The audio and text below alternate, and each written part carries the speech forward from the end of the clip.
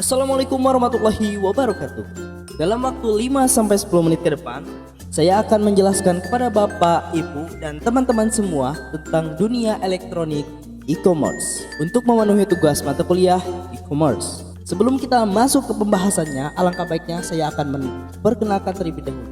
Perkenalkan, nama saya Siswanto, saya dari kelas TS18 dan mata kuliah e-commerce.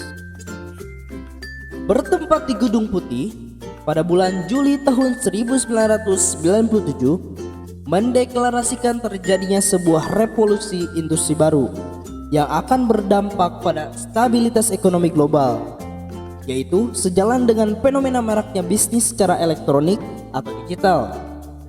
Dengan menggunakan internet sebagai media berinteraksi, metode bertransaksi ini kemudian lebih dikenal dengan istilah e-commerce. Definisi dari e-commerce tersebut sangatlah beragam, tergantung dari perspektif atau kacamata yang memanfaatkannya. Association for Electronic Commerce secara sederhana mendefinisikan e-commerce sebagai mekanisme bisnis secara elektronik. CommerceNet, sebuah konsorsium industri, memberikan definisi yang lebih lengkap, yaitu penggunaan jejaring komputer sebagai sarana penciptaan relasi bisnis. Internet merupakan medium utama dalam proses atau mekanisme perdagangan tersebut. Dari karakteristik di atas terlihat jelas bahwa pada dasarnya e-commerce merupakan dampak dari berkembangnya teknologi informasi dan telekomunikasi, sehingga secara signifikan merubah cara manusia melakukan interaksi dengan lingkungannya, yang dalam hal ini adalah terkait dengan mekanisme dagang.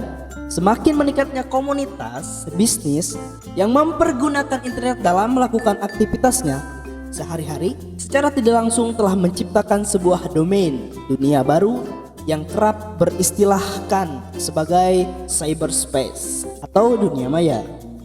Berbeda dengan dunia nyata, cyberspace memiliki karakteristik yang unik, di mana seorang manusia dapat dengan mudah berinteraksi dengan siapa saja di dunia ini sejauh yang bersangkutan terhubung relasi dengan konsumen berdasarkan bisnis intinya.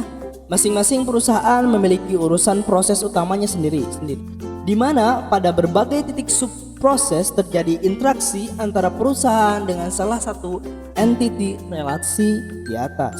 Dan inilah jenis jaringan teknologi informasi yang biasanya digunakan pada sebuah perusahaan, yaitu intranet, ethernet, dan extranet.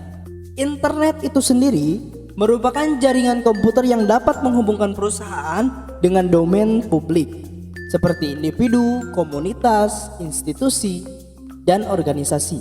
Mulai dari tukar-menukar data, informasi, sampai dengan transaksi pembayaran dapat dilakukan dengan cepat dan murah melalui internet. Jenis e-commerce yang cocok memakai jalur internet ini adalah B2C. Biasanya diimplementasikan di dalam sebuah sistem intranet ini. Sementara extranet merupakan sebuah infrastruktur jaringan yang menghubungkan perusahaan dengan para pemasok dan rekanan bisnisnya. Dalam hal ini kita akan tahu bahwa e-commerce sangatlah penting dalam dunia nyata atau dunia saat ini. Oleh karena itu, di pembahasan berikutnya saya akan menjelaskan tentang mekanisme elektronik commerce dalam dunia bisnis. Sebelum kita menutup videonya, alangkah baiknya saya ucapkan mohon maaf terlebih dahulu karena dalam pembahasannya mungkin agak terlihat terpatah-patah dan mungkin saya mohon maaf juga. Terima kasih sudah menonton video ini dan kita akan lanjut ke video berikutnya tentang mekanisme elektronik commerce dalam dunia bisnis. Terima kasih sebelumnya. Wassalamualaikum warahmatullahi wabarakatuh.